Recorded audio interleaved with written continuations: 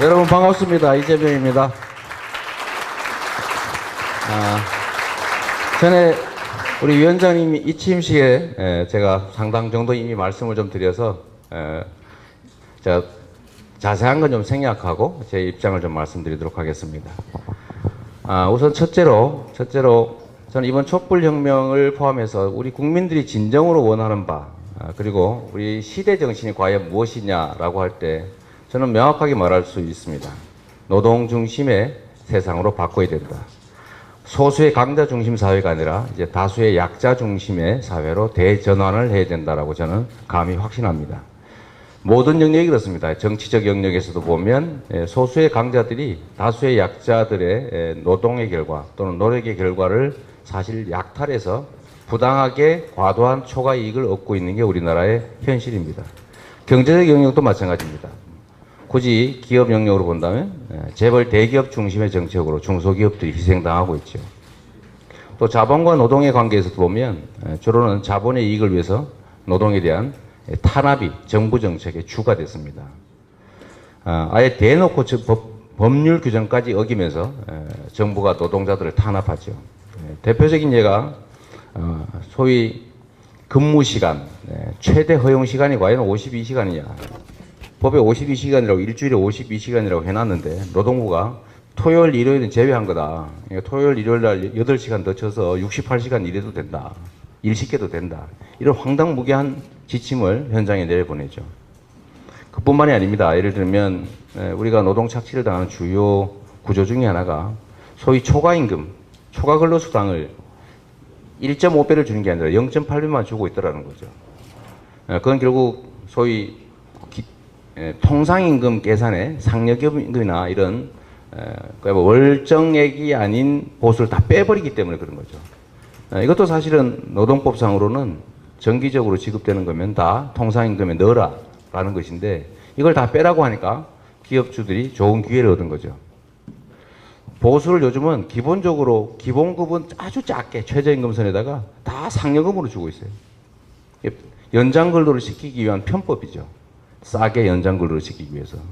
누가 계산을 해보니까 1.5배가 아니라 실제로 받는 월 평균 보수의 0.8밖에 안 되더라. 즉 새로 사람을 뽑아서 고용을 하는 것보다도 기존의 노동자들을 일을 시키는 게 훨씬 더 싸게 시킬 수 있는 거죠. 이걸 정부가 체계적으로 강요하고 있는 겁니다. 그래서 이게 이 나라의 기본적인 노동 정책이 저는 대전환을 해서 노동 탄압이 아니라 노동 보호 정책으로 대전환을 해야 된다라고 생각합니다. 이게 단순히 노동자들을 보호하기 위한 정책은 아니에요. 지금까지 대한민국 경제를 포함해서 세계 경제의 성장의 방식이 소위 낙수 효과라고 하는 걸 기대하면서 특정 소수의 대기업 중심의 성장을 했죠. 과거에 80년대 중반 정도까지는 실제로 낙수 효과가 있었습니다. 성장의 목만큼 소위 노동소득 분배율, 노동소득률이 노동 분배율이 80%, 그 후엔 70%까지 계속 유지가 됐었는데 이게 80년대부터 이제 90년대를 지나면서 확실하게 모든 성장의 과실을, 몫을 다 재벌 대기업들, 수출 대기업들이 100% 차지하고 노동자들의 몫은 늘어나지 않았죠. 노동자들의 몫은 개별적인 몫이 계속 줄어들었던 겁니다. 그게 사실은 소위 신자유주의에서 노동자들을 탄압하면서 노동자들의 노동의 몫을 다 기업의 몫으로 넘겼고 또 기업의 몫으로 넘겨서 모든 기업들이 공평하게 혜택을 본 게 아니라 결국은 그것도 강자 중심의 재벌 대기업 중심으로 모든 초과 이익이 몰리다 보니까 지금 중소기업들은 겨우 허덕허덕 생존하는 수준에 결국은 방치됐고 재벌 대기업들은 30대 재벌이 무려 770조, 750조인데 어느 틈에 또 20조 또 늘었더라고요 보니까. 통계를 한번 낼 때마다 늘어나고 있어요. 770조, 1년 국민 총생산의 무려 절반에 해당되는 2015년에 우리 국민 총생산이 1559조였는데 이 절반에 가까운 사내유보금이 30대 재벌에 몰려있는 겁니다. 사내유보금으로 몰려있으니까 결국 돈이 돌질 않죠. 수요도 사라져버린 거죠. 돈이 자꾸 한쪽으로 몰리니까 쓸 돈이 없어지는 겁니다. 그래서 결국은 경기 침체가 왔죠. 그래서 우리가 이 경기 침체를 벗어나서 정상적으로 경제 성장을, 경제 활성화를 하는 유일한 길은 이제는 그야말로 국민들의 가계소득을 늘리는 외에는 방법이 없습니다. 국민의 가계소득을 늘려야 구매력이 생기고 그래야 기업도 물건을 만들어 팔 수 있고 그래야 투자할 데가 생기고 경제가 선순환을 하는 거죠. 그래서 대한민국의 경제가 다시 살아나려면 딱 길은 이미 정해져 있습니다. 첫째로 과도한 사내 유보금을 쌓을 정도로 초과 이익을 얻고 있는 재벌 대기업들에게 과세를 정상화해야 됩니다. 세금을 부과해서 그 세금을 국민들의 가처분 소득을 늘리기 위해서 복지 확대에 써야죠. 그리고 재벌 대기업들의 이런 소위 재벌 황제 경영 같은 이 불법적인 암적 요소를 철저하게 제거해야 됩니다. 그래서 재벌 대기업들끼리도 상호 합당한 경쟁을 할 수 있게 공정한 경쟁의 장으로 되돌아오게 만들어줘야 재벌 대기업을 포함해서 경제가 정상적으로 살아나죠. 두 번째는 노동을 강화하는 겁니다. 우리가 뉴딜 정책이라고 해서 루즈벨트가 대공황을 벗어난 첫 번째 방법으로 쓴 게 노동 강화였어요. 그때도 우리가 처한 상황은 똑같았죠. 모든 소득이 독점 기업들한테 다 몰리다 보니까 시중에 돈이 없는 겁니다. 그래서 이걸 풀어야 경제가 회전이 되고 경제가 살아날 수 있다고 해서 첫 번째로 한 게 노동자들에 대한 노동자 보호 정책을 시작하죠. 그리고 노동조합을 지원하고 강화하기 시작합니다. 그전에는 노동조합들이 단체 행동을 하거나 파업을 하면 다 반란죄로 처벌했죠. 왜냐하면 왜 떼거지로 달려드냐, 한 명씩 해라. 1대1로 해라. 이게 자유주의죠. 떼지어서 달려들지 마라. 떼지어 달려지는 건 그걸 반란죄로 처벌해서 교수형도 시키고 그랬어요. 그래서 이거를 대전환을 합니다. 노동자들을 보호하고 사업자들이 파업에 대해서 부사리 동원해서 두들겨 패는 것을 못하게 주방위군을 동원해서 막죠. 법률로 노동조합을 허용합니다. 그러다 보니까 노동자들이 힘이 세졌어요. 그리고 작업 현장에 불법 노동이 확 줄어들다 보니까 노동자들의 몫이 늘어나고 일자리도 늘어나고 그래서 중산층이 생겨나고 그래서 소비가 늘어나고 그래서 미국의 경제가 다시 살아났죠. 50년 동안 경제가 살아났습니다. 그리고 또 한 가지 마지막으로 했던 게 당시 재벌은 아니죠. 대기업들, 독점 대기업들로부터 소득세, 법인세 이런 세금을 최대한 많이 걷어서 복지 지출을 확대하기 시작한 겁니다. 식료품도 대주고 일자리도 만들고 그러다 보니까 결국 돈이 공평하게 미국 사회에 퍼지면서 미국 경제가 정상으로 살아났죠. 근데 이게 망한 첫 번째 이유가 그겁니다. 소위 80년대 중반부터 시작된 신자유주의죠. 경쟁을 강화하자. 돈 힘센데 몰아주자 뭐 이런 거 해가지고 기업들을 위해서 노동자들을 억압하기 시작한 거예요. 힘 약한 다수를 억압하기 시작했죠. 힘센 사람 좀 마음대로 해라. 돈 많이 벌게. 그게 국가에 도움이 된다라고 해서 초기에는 약간 덕이 됐는데 나중에는 결국 대공황 직전 상황까지 지금 가버린 겁니다. 돈이 한쪽으로 너무 많이 몰려가지고 시중에 돈이 사라졌죠. 그래서 우리 현재 상태에도 해결을 하는 방법은 경제가 살아나는 유일한 길은 그거예요. 재벌 대기업들을 포함한 경제적 강자들의 독점과 횡포를 규제하는 겁니다. 철저하게 규제하고 중소기업들의 여지를 주고 그리고 노동자들을 보호해야죠. 불법 노동 못하게 작업 환경 엉터리를 만들어가지고 사람들 산재 걸리게 하지 않게 결국 노동자들을 보호하면 보수가 올라가게 돼 있습니다. 환경이 좋아지죠. 일자리의 질이 좋아집니다.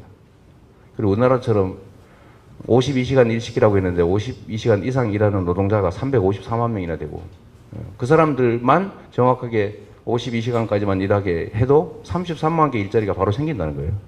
지금 현재 실업의 3분의 1을 해결할 수 있습니다. 거기다가 이런 불법 노동을 철저히 규제하면 일자리도 생기고 일자리 질도 올라가지만 거기 하나 더 해야 될 게 뭐냐면 노동자의 힘을 키워야죠. 노동조합의 힘을 키워야 됩니다. 노동자들의 단결권을 강화해주고 노동조합을 탄압할 게 아니라 노동조합의 힘을 키워서 산별교섭을 확대하고 산별노조를 많이 만들고 그리고 그 소위 단체 협약의 확장력, 이걸 효력을 확대해 나가야죠. 우리나라는 거의 적용이 안 됩니다. 이렇게 해야 노동자들의 몫이 늘어나요. 그래서 지금 노동자들이 보통 가계소득이라고 하죠. 기업소득, 가계소득, 정부소득. 이 세 가지 영역 중에서 소위 가계소득이 과거에는 국민 총소득의 80%였는데 지금은 63% 밑으로 떨어졌습니다. 계속 떨어지고 있는 거죠, 비율로. 그래서 이거를 최하 70% 이상으로 올라가게 해야 한 8%, 7% 올라가면 한 100조 원 정도 됩니다. 근데 이게 자세히 계산해 보시면 이 사내 유보금으로 계속 대책 없이 쌓이는 금액과 거의 일치합니다. 그렇기 때문에 이걸 재벌들, 또는 대기업들, 영업이익 500억 이상을 얻는 대기업들에게 증세를 해야 됩니다. 사실은 증세도 아니에요. 비정상적으로 깎아준 세금을 정상화해야 됩니다. 보셔서 알지만 10대 재벌 기업이 세금을 12.1%밖에 안 내고 있어요. 실제로는.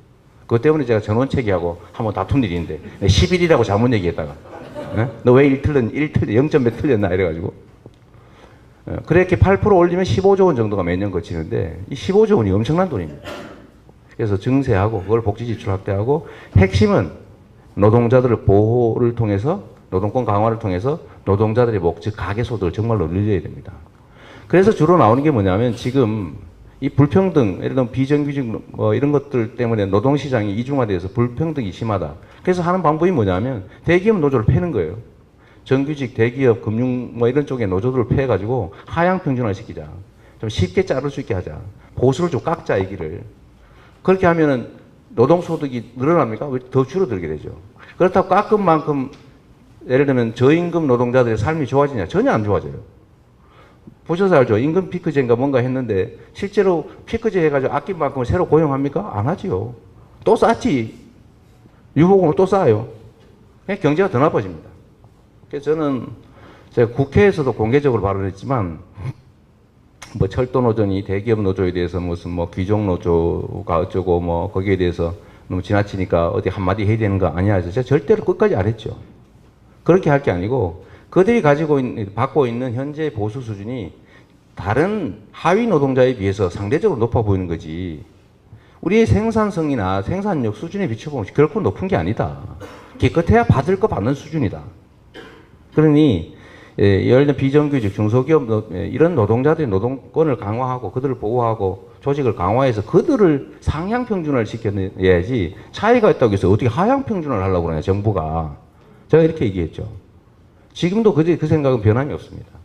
그래서 노동조합에 대한 노동조합 강화, 또 노동권 보호를 위한 근로감독관, 소위 노동경찰의 신규 채용. 지금 근로감독관이 1,100명인가 밖에 없어가지고 이거 임금체불 신고 들어온 것도 처리 못하고 있어요.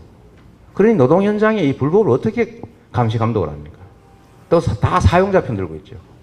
그래서 이걸 대대적으로 저는 정부의 노동정책을 대개편을 해서 노동자를 탄압하는 게 아니라 노동자를 보호하고 노동자를 지원하고 노동조합을 그야말로 육성하는 좀 이상하죠. 예. 방해하지 않는 것만 해도 노동자들의 힘이 강해질 거고 그걸 통해서 노동자의 몫을 늘리는 게 유일하게 대한민국이 살아나는 길이다. 노동자들을 위해서라는 측면도 있지만 더 크게 봤을 때는 대한민국 경제가 살기 위한 것이죠. 그래서 저는 이번 대선 경선에서 또 제가 주장하는 게 다 그겁니다. 이재명의 뉴딜 성장 정책, 뉴딜 성장 정책을 새로 시작해야 된다. 그건 결국 재벌 대기업들의 암적 황제 경영 철저하게 제거하고 공정한 경쟁이 가능한 기업 생태계를 만든다. 두 번째로 노동자들을 보호하고 노동권을 강화를 통해서 노동자 즉 가계의 몫을 늘려야 된다. 세 번째로 과도한 초과이익을 쌓고 있는 500억 이상 영업이익 내는 그리고 10억 이상 버는 개인 소득자, 500억 이상 버는 법인 소득자에게 8% 내지 12% 정도 증세를 해서 한 17, 8조 정도를 만들 수가 있습니다. 이걸 다시 우리 국민들의 복지 향상에 지출해서 국민들이 그 돈으로 물건이라도 살 수 있게 해야 경제가 살아난다 라고 하는 게 제 입장입니다.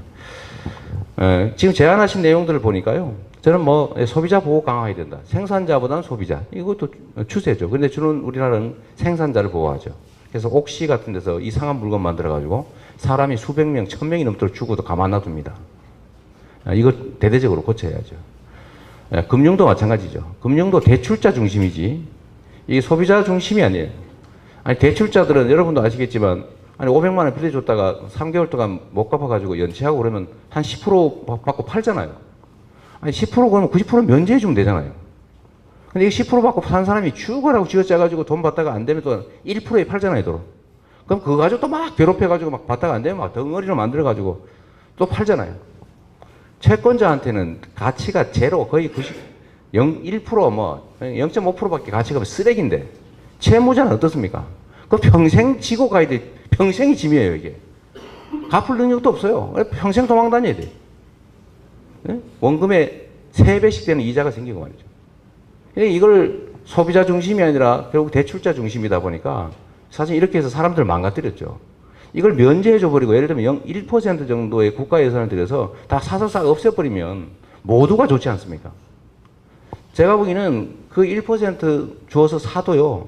그 사람들이 이제 정상적인 경제 활동을 하지 않습니까? 이제 압류당할 염려가 없으니까. 거기서 내는 세금만 해도 훨씬 더 많이 나올 겁니다. 그뿐인가요? 그 사람들 소위 기초생활수급이나 이런 거 다 대줘야 되는데 그거 안 드는 거 돈만 해도 충분해요. 그런데 왜 안 할까요?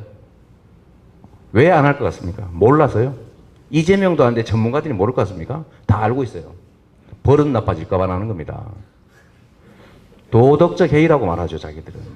왜냐하면 깎아주기 시작하면 약자들이 건방지게 자꾸 빌려서 혹시 떼먹을까 이런 생각하는 거예요. 약자들, 국민의 다수를 차지하는 사람들 버릇 나빠질까 봐. 복지 지출도 마찬가지죠. 복지 지출이 왜 공짜고 국민은 버릇 나빠지게 하는 겁니까? 복지는 우리 국민들이 낸 세금을 가지고 최대한 국민들의 삶을 개선하기 쓰는 거잖아요. 그런데 국가안전보장이나 질서유지 비용은 최소한으로 적게 써야지 그거 많이 쓰는 게 자랑입니까? 그 최소한으로 쓰고 최대한 남겨가지고 국민들의 삶을 개선하는 데 써야 될 거 아닙니까? 그렇게 하라고 헌법 34조에 써놨어요.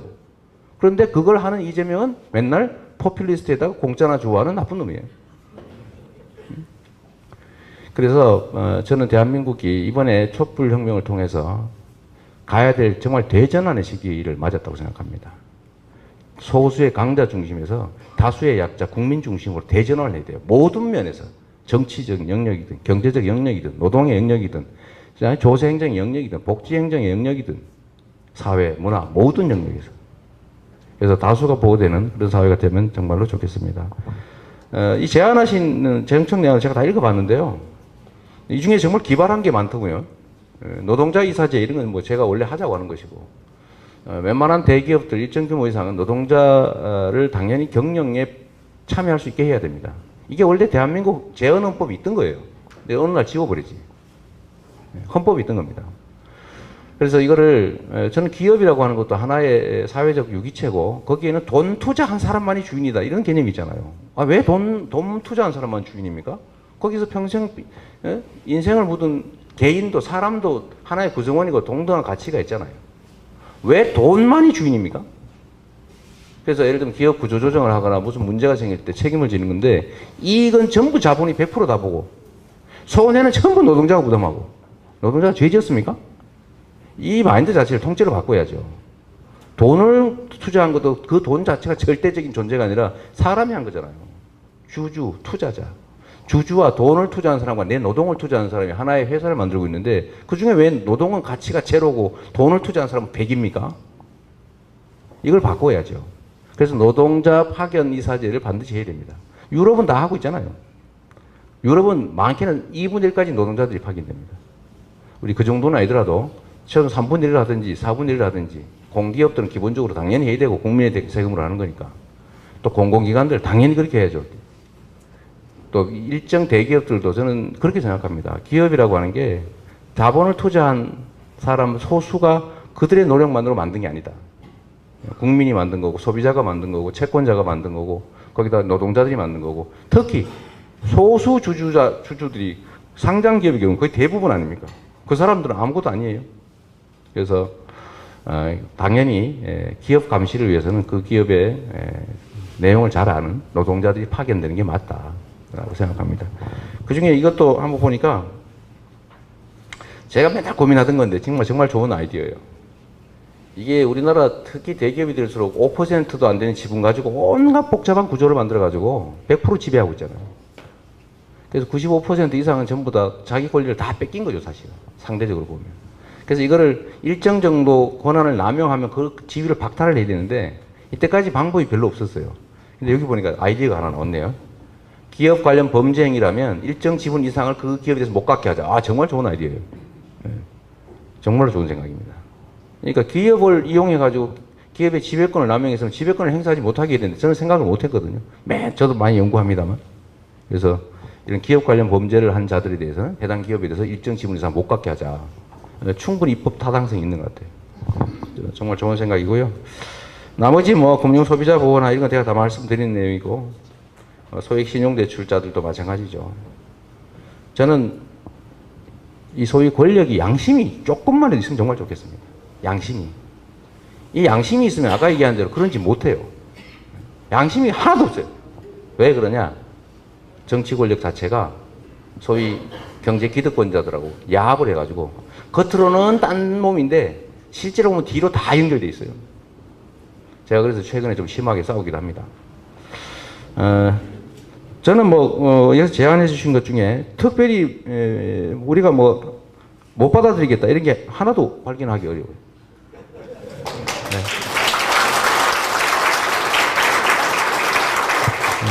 네. 노동 문제도 그렇고, 그리고 다 저희가 생각하고 있는 것이거나 하고 싶은 일이어서요. 순환 출자의 해소나 이게 당연하죠. 이게 무슨 가짜 주식 만들어가지고 네가 내 거, 내가 네 거 이거 가지고 서로 다른 사람이 아무것도 못하게 막고 있잖아요. 이게 도대체 있을 수 있는 일입니까? 마지막으로 약간의 정치적인 얘기를 하나 해야 되겠어요. 전윤철이라는 사람 아시죠? 예, 전윤철이라는 사람이 악성노조 때문에 일자리가 안 생긴다 이렇게 얘기했어요. 못 보셨나 봐요. 간부들이 있을 텐데. 신문을 안 보는 거 아니에요 혹시? 악성노조, 노조에 대한 적대감이죠. 적대감. 노동조합이 당연히 힘을 가지고 싸우고 할 수 있어야지. 그게 못 싸우고 사용자한테 벌벌 기면 그게 노조입니까? 노조란 원래 사용자한테 무서운 존재여야 되는 거예요. 그러라고 만드는 거죠. 또 전문 시위꾼 얘기도 나오고. 제가 거기를 갔다 왔습니다. 삼성 그 반올림 농성 현장을 제가 2번이나 갔다 왔어요. 출마 한 날 갔다 왔죠. 출마 선언 한 날. 아무도 관심 안 가져주더만요. 그 다음에 제가 삼성의 리코법 제정해라. 이 불법 행위로 범죄 행위로 얻은 수익 환수해야 되는 법 제정하라고 기자회견을 갔더니 안 왔어 아무도. 춥기도 했고 하지만 그게 지금 현재 모습이죠. 그래서 제가 이런 얘기 하고 싶습니다. 저는 민주당이 당론으로 전 노동자들을 보호하는 당이라고 생각합니다. 그리고 재벌이나 우리 사회 기득권자가 아니라 다수의 약자, 노동자, 서민들, 중산층을 위한 당이라고 저는 생각해요. 그게 아마 민주당의 정체성일 겁니다. 그런데 이런 민주당의 정체성, 중산층과 서민, 노동자, 다수 서민들을 위한 당이라고 하는 것들을 훼손하는 일이 생기면 안 될 것 같습니다. 그래서 이 노동에 대해서, 노동조합에 대해서 이 적대적 발언을 하는 이 사람들에 대해서 저는 문재인 후보께서 좀 뭔가 책임 있는 조치를 해주시면 좋겠어요. 그게 우리 함께 가는 우리 민주당의 팀원들로서 저는 동지로서 우리가 선을 넘지 않는 하나의 팀이 되기 위해서 좀 필요하다고 생각합니다. 그래서 민주노총이 또 사과 요구를 한 것 같아요. 사과 공개. 그래서 그 점에 대해서 민주노총의 요구도 공식적으로 있고 또 우리 국민들이 그런 개별적 노동 적대적 발언 때문에 국민들이 민주당의 정체성에 대해서 의문을 가질 수도 있기 때문에 이 문제를 이번에 좀 해소할 필요가 있고 그래서 이런 노동 적대적 발언에 대해서 우리 문재인 후보께서 우리 좀 대국민 또는 대노동계에 대해서 입장 표명을 좀 해주시면 좋겠다라는 점과 동시에 주변 인사들에서 합당한 책임을 좀 물어주시기를 부탁드립니다.